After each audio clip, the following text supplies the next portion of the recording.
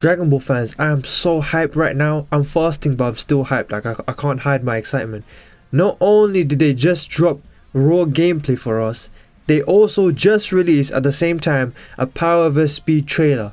I did not expect both. I thought it would be one or the other. If you didn't catch it, I did post it on my channel, so go check that out. But I'm going to do a quick breakdown, just my initial thoughts. I'm going to do a deeper breakdown, a deeper dive later, another time. Firstly, let's go over the gameplay. But yeah, I'm your boy Kaiser and I'm covering everything Dragon Ball Sparking Zero, so subscribe, like the video, and let's get on with the video. So firstly, about the gameplay, my first thought was that the camera movements were perfect. Like, I loved it. The camera angles, the dynamic movements, I don't know, I think the developer, whatever, he did talk about that. They made it faster, and also I love the way the camera was moving with like Goku and Vegeta. One of the things I hate about 3D arena fighters is the camera movements. Like, you'll just be in a moment where you can't see anything or it's looking in the wrong direction, and they've not only fixed that, but they made it feel so cinematic and action-packed. And he did talk about that as well, so I'll put screenshots up depending on what I'm saying. But yeah, also they did announce, or they did reveal 4 new unique features in this game that were not in previous Tenkaichi games, but as they said, this is like an evolution and a direct sequel to Tenkaichi 3. So this is like Tenkaichi 4. Those 4 unique features are short dash, revenge counter, super perception, and vanishing assaults. As of right now, I'm not too sure what the super perception is. I'll put it on the screen now if I can find anything for it. I understand the short dash. So what he did talk about was making the movements faster, and then the short dash is just a really quick like dash to appear next to your opponent. I think I'll do a deeper dive later and I'll look into it more. This is just like, I literally just watched the trailer a few minutes ago. And then obviously the vanishing assaults, super perception, revenge counter. I kind of understand. It's kind of like, I know when you think of that name, you think of like Meliodas from 7 Deadly Sins.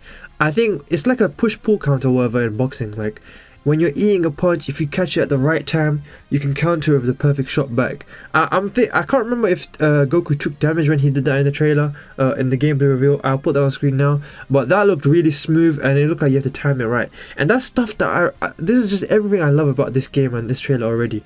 Like, the amount of layers to the mechanics and the fighting is what we needed from a Dragon Ball fighting game, from an anime fighting game. It's not just button mashing and maybe blocking and every now and then a beam attack or some kind of like ability or counter.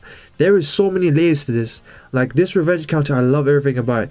The key blast to flex, I love it. I'm guessing you have to you have to time it perfectly. Vanishing assaults, I kind of forgot what that is. I'll put it on screen now. But yeah, it was just cool, like, to add different layers of mechanics to the combat. Now, as for the beam struggles, oh my goodness, that moment, like, I was wondering. So basically Goku powered up, he went straight from base to blue, which was cool, and so did Vegeta. I was thinking they were going to go Super Saiyan first, but I'm kind of glad they just went straight to it. I'm wondering if you can go from blue to Ultra Instinct, but I'm sure they don't want to reveal that yet. But yeah, so Goku did some kind of full charge thing, some burst mode thing, and then from there he was able to do like this cinematic Kamehameha. And as I thought they were just going to demonstrate how powerful it is, I should have known better. Of course, Vegeta, who is in blue form, comes back at the same time with a final flash, and I really love the fact that I think they got rid of the button mash mechanic and they went with that other system like triangle R2 or something like that. You guys will know what I'm talking about. I'll put it on the screen now, but I really like that. And just overall, the gameplay looks smooth. I'm going to do a deeper dive there, but I really want to talk about the Power vs Speed trailer. Oh my god, where do I even begin? I did not think that this trailer was going to drop. Like, the Power vs Speed trailer specifically. Like, people on Twitter were saying this was not going to drop. This was not going to drop. It's just going to be gameplay. Bro, they dropped both. The only thing they didn't give us was a release date, and I'm okay with that. It just shows that it's not coming out this year. Like, let's be honest, I don't think it's coming out this year. If they were to release it this year, they would have said the release date by now. But yeah, where do I even begin? One thing that I'll get to everything in a second, but one thing I was hyped about this trailer was that it wasn't just Power vs Speed characters. They showed Broly vs Kill. And by the way, one thing I didn't think about till I saw on Twitter, when Broly and Kill went into that like grapple exchange, does that mean it's not just beam clashes but some kind of melee clash, like combat system? I don't know how that's gonna work, but that was really cool. And Broly looked like he could eat KO. Like, the size difference was crazy. We really see who the OG legendary Super Saiyan is, the OG Berserker, the monster. Even if it was Dragon Ball Super Broly, I don't care. He gets more respect than Kale. Not that I mind Kale, to be honest. When she's in Berserker mode, like, I don't mind it. One thing that was confirmed in this trailer that I predicted 2 months ago, guys, on my channel. If you saw it, you know, you know. They brought back team attacks. Look at Jason Bird. They even said the attack name, bro. They said the attack name. Purple Comet attack. For some reason in my head it's called Purple Comet Crash because I watched Dragon Ball Z Kai, right? Is that a separate attack, or is Purple Comet Crash and Purple Comet Attack the same thing?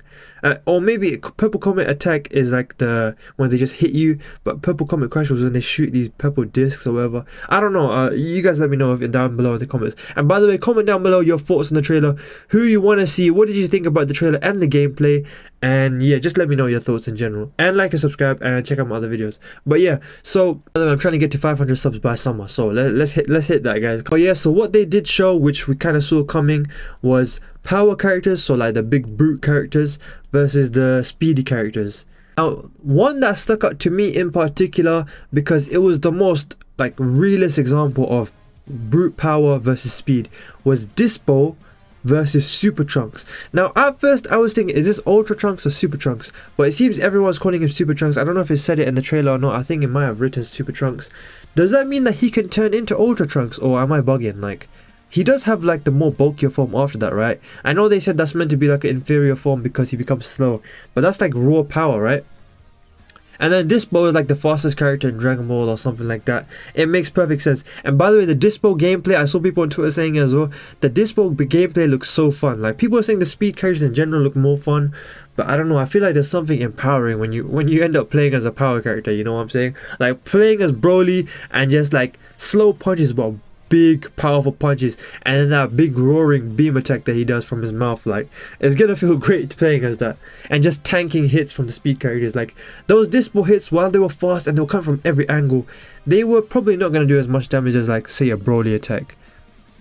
I also really like the fact that they mix match the fights. Like, you'd have Jason Berta fighting Topo, which is obviously like, you know, obviously Topo will destroy them, but in the game it doesn't matter. It's about the styles of gameplay, and you really see the styles of gameplay per character in this game. Like, I'm not gonna lie, even Kakunsa, bro, the voice, first of all, the voice acting in this game in the trailer had me guess. I don't think I would ever predicted being guessed for Kakunsa, but I was low-key guessed. Like, I know Kakunsa was there as like a flex to show that, alright, we're gonna have everyone in this game. Like, while she was the most irrelevant character, it's not just that, it's that the drop off from her to her from the second least irrelevant character in the trailer, which is probably Jason Berta, is a huge difference. But I get why they put her there. I was low-key even guessed when they showed her gameplay and her voice acting. Like, all the voice acting was on point. Hit has one of my favorite dub voice actors in all of anime and games, right? He voices Law and Jotaro, and Hit, obviously. It was amazing seeing Hit take out Kale with that special attack of his and his cold voice lines. Oh my goodness, everything was on point. Roshi, my boy Roshi, I love seeing him in action. I swear he has like a more muscular form. I don't know if that's a thing or not, or maybe it was just for that OG Broly movie, but I was hoping he'd hold the staff. I know that wouldn't mean anything, but it would just look cool. But it was fine. He looked really cool. His Kamehameha, that image of him charging that Kamehameha, low-key is the second most cinematic image in all of these trailers since the Super Saiyan 3 reveal. But yeah, now one last thing I want to talk about is the roster. So we thought they like formatted the roster so it's in format of arcs, so like they'll have the DBS characters, the Future Trunks arc characters on one side, the Tournament of Power characters on one side, the Boost arc characters, but it turns out that's all hogwash. Like, I don't know, I've never used that word before, I don't know why I said that. It was all nonsense. They're all randomized. I don't know if they just catfished us or what, but now nobody knows what characters are going to be in this game, bro. Like, your guess is as good as mine. Let me know down below what characters you think we're going to see in this game, particularly characters that we might not see but you think we will see. Like, you know, not the obvious character. We're going to see Gohan. I know what's crazy is they haven't revealed Gohan.